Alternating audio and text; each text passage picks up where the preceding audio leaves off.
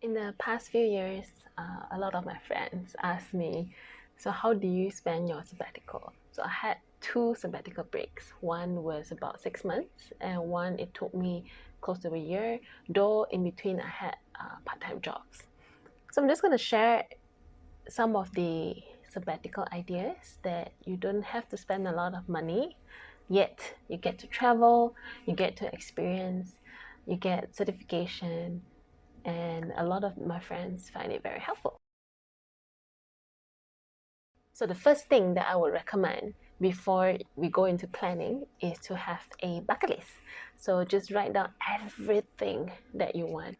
So the reason why I want to emphasize on this bucket list is because I wrote a lot of them and a lot of them came true without me knowing. So I only realized after a few months of revisiting to my bucket list itself. So I'm giving you some examples that I wrote. So I wrote in my bucket list, get paid to travel, do something to help the education system, organize meditation retreat. I even wrote simple things like cook a vegetarian dish, try hiking either sunrise or sunset, and so on, right? So I wrote a long list. So I would suggest to go through the whole bucket list. Just write whatever you want, be it exercise, be it professional goal, be it travel. Just keep scribbling down. So example, I wrote get paid to travel, and I applied to this professional YCLE professional fellowship program the year before. And I was really lucky to be chosen to go to Hawaii. And another thing in my bucket list is that I want to visit this particular Hindu temple in Hawaii, and that came true. So don't underestimate what you write. It's okay if you get it, you get it. You don't get it, it's okay, right? Just write everything down. So once you have the bucket list, then we can split them up into things that you can do, things that you cannot do, or it can be bucket list of just do nothing for a day, be away from technology for 3 days. It can be a bucket list that of you doing nothing, right? So once you have that bucket list, the second thing is you need to plan your rest. If you're not a planner, it's okay. You can choose when to rest, but we want to rest productively, right? So when you rest, you really rest, and not to think about, oh, when's my next job? Or will my mom ask me to do this? Will I get judged if I go out with my friends because I'm unemployed? I don't have a job at the moment. I'm just resting at the moment. So when you rest productively. If you have those concerns, you should write them down and get them planned in a way. So I would suggest a few things. During my sabbatical year, it wasn't just fully, resting. I had work done in between. So for example, I decided to become a coach. So that was my part-time job to support another education business in terms of coaching. I also did another part-time work to help my friend in his carbon business, so that I was doing business development. At the same time, I was running a art charity event, so that was to support special needs artists. So I do get work done, right? But it's not like 9 to 5. It's not every day. It's not the hustling, bustling kind of thing. No. So if you're the kind of person that likes to do stuff, feel free to add some part-time jobs, because some part-time jobs it's actually healing, right? Organize meditation workshops as well. So you were thinking, hey, those meditation workshops, I should be the one joining it, right? So why don't you organize it? So I invited the guru, I invited my friends, and then it became a workshop. So I took a cut from the workshop as well. So there are a lot of things that we can do, and it aligns to what you want. So I'm going to go back to after the bucket list. So once you're done with the bucket list, so then we can go into what's your main focus. Now for me, my focus, it's very obvious. First thing I want is rest and travel, so that I can let go of a lot of things, right? And healing. Now, when it comes to rest and travel, a lot of people will be thinking, hey, it takes a lot of money, right? You need to fund yourself. Yes, you do need a bit of savings, but it doesn't cost as much as you think. So the first thing that I went to, this is called WWOOF, Willing Workers of Organic Farm. So you can search. There are a lot of countries that are doing this. So specifically, I went to Japan. My friend went to Switzerland. Now, in the Japan, we have quite a number of farms, like horse farm.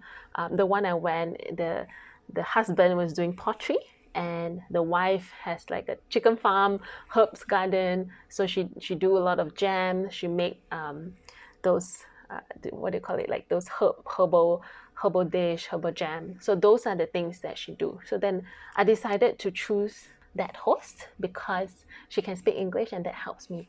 Now, yes, I have to fund my flight ticket to go to Japan and then go to their location. However, we can negotiate in terms of how long we want to stay. So some stay for a month. Like for myself, I only stay for a week. Some even stayed for 2 months, and then they change to a different host, right? So they go around Japan and they change different hosts. So what we do is they have certain things that they want us to do. Like for myself, that time I was serving coffee, and certain times you get to help her to do like jam, packing, labeling. And for other farms, you may need to do a bit of physical work. Like my friend, she went to Switzerland and she has to do physical work, right? But you save the accommodation, and they give you food. They give you lunch, they give you dinner, breakfast, and that saves a lot of money. So you can check this out. It's called WWOF. A lot of countries. Just be careful and make sure you choose the right host. Go through their profile, communicate with them, and the registration fee, I'm not quite sure if they change, but it's about $100, right? So it's not very expensive. Now, second thing is, if you have a lot of friends overseas, then this may be a good news for you. So what I did was I went to Taiwan because my best friend is over there. So I stayed with her throughout the week. And most of the time, yes, we do go out to get some food, but we buy groceries and we cook at home, right? Then I still visit a few places, but that saves a lot of money. So if you have friends from overseas, just make sure you bring some gift and spend some time with them. For me, I just wanted to have a different environment for me to really think through things like, what do I want in life? What's my next steps? So that was very helpful. So in terms of traveling, do find ways that you can reduce your costs. No, then it doesn't cost a lot.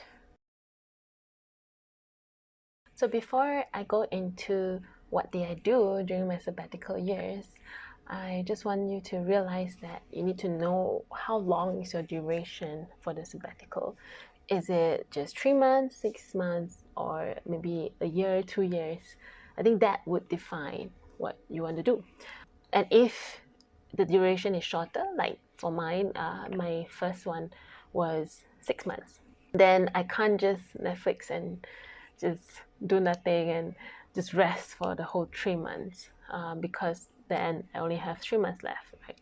So to me, I have to really plan out because I know I had a certain amount of time for me. Now, once you know the time and the duration, then we can go into a few areas of your life. So for me, what I did was I had my personal goals, my professional goals, like the usual ones, and I have my spiritual goals. Now, even though it sounded like, hey, sabbatical isn't supposed to be just do what you want to do whatever, but still, time is still limited, right? So how do you maximize your sabbatical year? So besides having a focus on rest and travel, I also wanted personal growth, professional growth. So that's why I took up some part-time job. I supported the art charity event. I also organized meditation workshops. So these are not very urgent. They're not like very important and rushed. So I take my time to really do it. So that is one thing that maybe you can consider. I took this train the trainer certification as well because I felt that maybe I can do this even if I got a full-time job, if I run my own business. The certification is very helpful. So do think about what kind of certification in your current professional or your next steps that it may help you. Perhaps this is the time for you to complete them now. Last thing that I wanted to focus not only spiritual but also family relationship. So during that time, I spent a lot of time with my grandparents. I brought my family to trips locally, and that really fulfills my whole sabbatical year because I wanted to spend more time with them. So why don't I make time? And to me, sabbatical, in a sense, it's not just rest and think about the new perspective. It's also a time to heal, to really experience life, to fulfill the dreams, the promises to myself that I didn't do.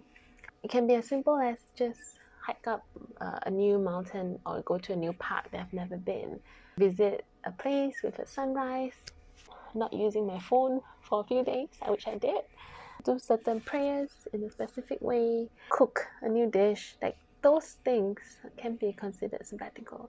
So really, you find a way to define your own sabbatical. What do you really want in life that you didn't get to do when you were busy working, you didn't get to do when you were building your own business? To me, sabbatical helped me to see clearer of my life because I was holding what I was holding really tight, right? And I didn't realize until I let it go.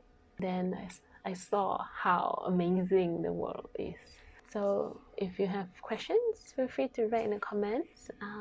I really think that sabbatical is very important, but it's an important phase for us to just stop, slow down, and relook into our life and see what we can do in our next phase. So hopefully this helps. Again, I think I forgot to introduce myself. I'm Wonsin. Just let me know if you have any comments. Feel free to write them down and I can answer you.